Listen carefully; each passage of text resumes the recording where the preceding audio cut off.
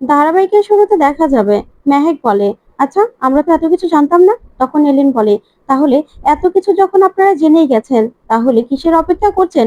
এটাই তো আমাদের ছোটদা ভাই, এটাই স্বস্তিক মুখার্জি। তখনই দেখা যাবে স্বস্তিক বলে, না আমি স্বস্তিক নই, আমি সঞ্জয় লাহিড়ী। কতবার আপনাদের বলবো বলুন তো, আমি কোনো স্বস্তিক নই। তখনই দেখা যাবে পঙ্কজ কাশনবী বলে, আপনি মাথা ঠান্ডা করুন, মাথা ঠান্ডা করুন আপনি। তখন গীতাও অবাক হয়ে তাকিয়ে থাকে। তারপর দেখা যাবে বড়বাবু বলে, দেখুন আপনি স্বীকার করুন, আপনি স্বীকার করুন যে আপনি স্বস্তিক মুখার্জি। তখন টিপ বলে, আচ্ছা বড়বাবু, আপনি কেন এভাবে বারবার করে জোর করছেন বলুন তো? ও তো বলছে যে ও স্বস্তিক নয়, ও সঞ্জয় লাহিড়ী। তাহলে কেন বারবার করে আপনারা জোর করে ওকে দিয়ে স্বীকার করাতে চাইছেন? কেন বলুন তো? তখনই অগ্নিজিৎ বলে, বল না বাবা, তুই সঞ্জয় নয়, তুই স্বস্তিক মুখার্জি, আমার সন্তান, আমার সন্তান, বল না, তুই একটিবার স্বীকার কর। তখনই স্বস্তিক বলে, না, আমি কতবার বলবো, আমি স্বস্তিক নই, আমি স্বস্তিক নই, আমি সঞ্জয় লাহিড়ী। এরকম করলে আমি কিন্তু এই বাড়ি থেকে চলে যাব। এই বলে চলে যেতে লাগলে বড়বাবু স্বস্তিকের কলার চেপে ধরে। তখনই স্বস্তিক রেগে গিয়ে বলে, আমার কলার ছাড়ুন, কলার ছাড়ুন আপনি আমার। তখন গীতা বলে, বড়বাবু ছেড়ে দিন। তখনই মেহেক বলে, বড়বাবু প্লিজ আপনি এরকম করবেন না, শত হোক আমার ছোটদা ভাই তো।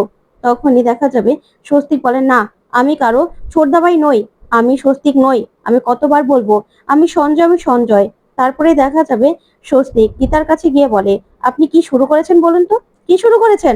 আপনাকে আমি চিনি না, আপনি কেন বলছেন যে আপনি আমার স্ত্রী?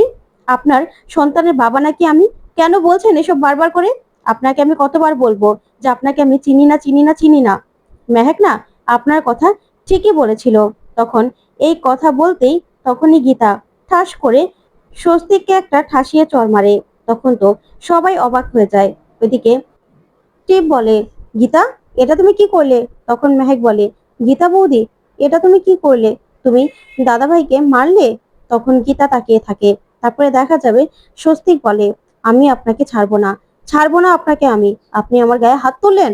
তারপরে স্বস্তিক সবার সামনে চিৎকার করে বলতে থাকে, আমি কতবার বলবো, আমি আপনাদের কাউকে চিনি না, কাউকে চিনি না, আমি আমি কোনো স্বস্তিক নই, আমি সঞ্জয়, আমি সঞ্জয় লাহিড়ী। এই বলে হঠাৎ করে স্বস্তিক অসুস্থ হয়ে যায়। তখনই মেহেক এসে আর টিপ এসে স্বস্তিককে ধরে, তারপরে ওর ঘরে নিয়ে যায়। ওদিকে গীতা স্বস্তিকের বলা কথাগুলো ভেবে কষ্ট পায়। তখনই বড়বাবু বলে, অগ্নিকন্যা আপনি বললে স্বস্তিক বাবুকে আমি নিয়ে যেতে পারি থানায় ধরে, তারপরে ওকে জিজ্ঞাসাবাদ করতে পারি। তখনই গীতা বলে, না বড়বাবু, কোনো দরকার নেই।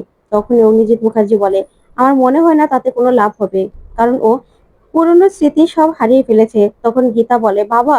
তখনই অগ্নিজিৎ মুখার্জি বলে, হ্যাঁ গীতা, ও মেমোরি লস হয়েছে, ও আর কখনো সবকিছু ফিরে পাবে কিনা জানি না। তখনই এলিন বলে, আচ্ছা জেঠুমনি, এটা হতে পারে না যে ওর যাতে কোনো কিছু মনে না পড়ে এরকম কোনো ওকে মেডিসিন খাওয়ানো হচ্ছে? আমার তো এরকমটাই মনে হচ্ছে, এই মেয়েটাকে না বিশ্বাস নেই। আচ্ছা গীতা বৌদি, এরকমটা হতে পারে না যে ছোটদা ভাইকে কোনো মেডিসিন খাওয়ানো হচ্ছে, তার জন্য ছোটদা ভাই সবকিছু ভুলে যাচ্ছে? তখনই ঈশা বলে, হ্যাঁ ওই টিপকে না আমার একটু বিশ্বাস নেই গীতা বৌদি, আমার মনে হচ্ছে এরকম কিছু হয়েছে। তখন বড়বাবু বলে, অগ্নিকন্যা আপনি বললে কিন্তু আমি থানায় নিয়ে জিজ্ঞাসাবাদ করতে পারি। তখনই গীতা বলে, না না, না না বড়বাবু।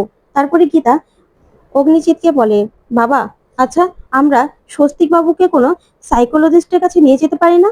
তখনই অগ্নিজিৎ মুখার্জি বলে, হ্যাঁ নিয়ে গেলে তো ভালোই হয়। তখন এলিন বলে, আমার মনে হচ্ছে না যে টিপ দেখাতে দেবে, টিপ ছাড়বে না। তখন মেহেককে গীতা বলে, আচ্ছা মেহেক, আমরা সাইকোলজিস্টের কাছে নিয়ে যেতে পারি না ও স্বস্তিক বাবুকে? তখনই বড়বাবু বলে, আপনি চিন্তা করবেন না অগ্নিকন্যা, আমি টিপকে থানায় ডেকে নেবো, থানায় থানায় ডেকে নেবো, আপনি কোন দিন নিয়ে যাবেন আপনি আমাকে বলবেন। তখন মেহেক বলে, টিপ তো সারাক্ষণ চোখে চোখে রাখে, ওকে ছাড়বে, ছাড়বে ওকে?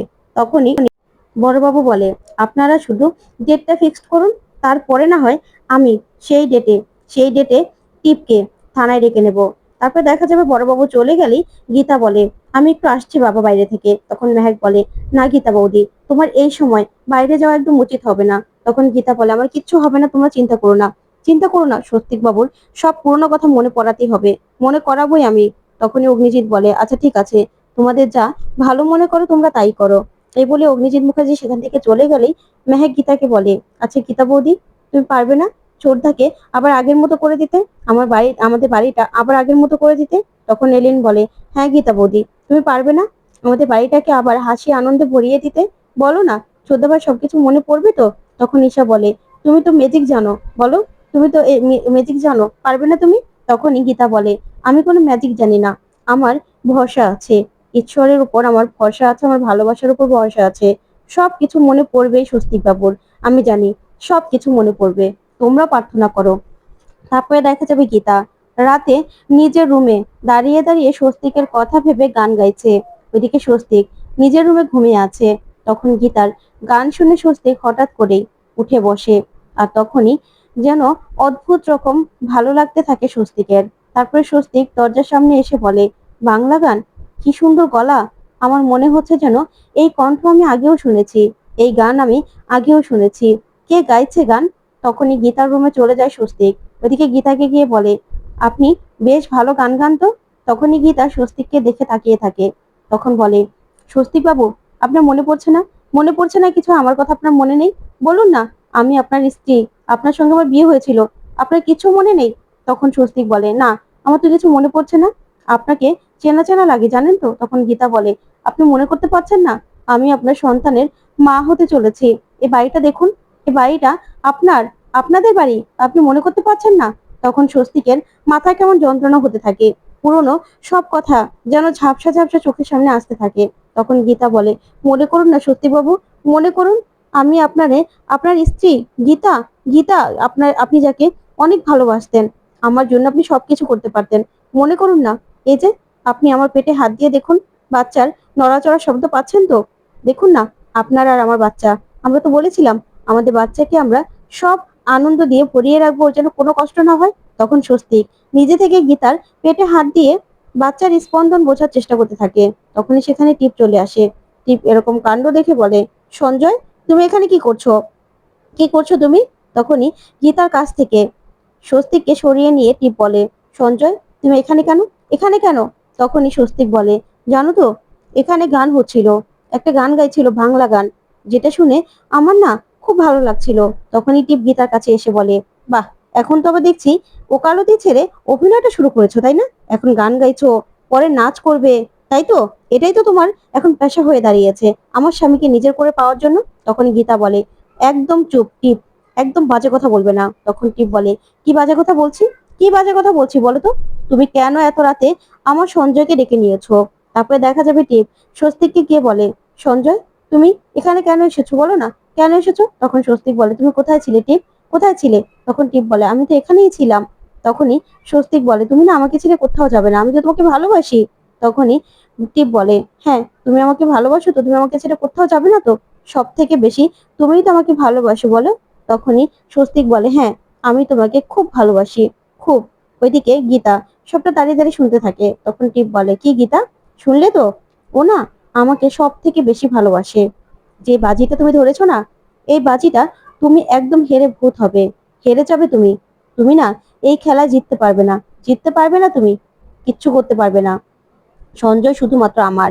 তারপরে স্বস্তিককে ওষুধ খাওয়ানোর জন্য সেখান থেকে টিপ নিয়ে চলে যায়, কিন্তু স্বস্তিক বারবার করে গীতার দিকে তাকায়। ওইদিকে গীতা স্বস্তিকের কথা ভেবে কষ্ট পায় আর বলে, স্বস্তিক বাবু, আপনি কেন কোনো কিছু মনে করতে পারছেন না? আপনাকে আমি সবকিছু মনে করাবই, মনে করাবই আপনাকে আমি। তার জন্য আমাকে যা যা করতে হয় আমি সবকিছু করব। তারপরের দিন সকালবেলায় দেখা যাবে গীতা সাইকোলজিস্টের সঙ্গে দেখা করে।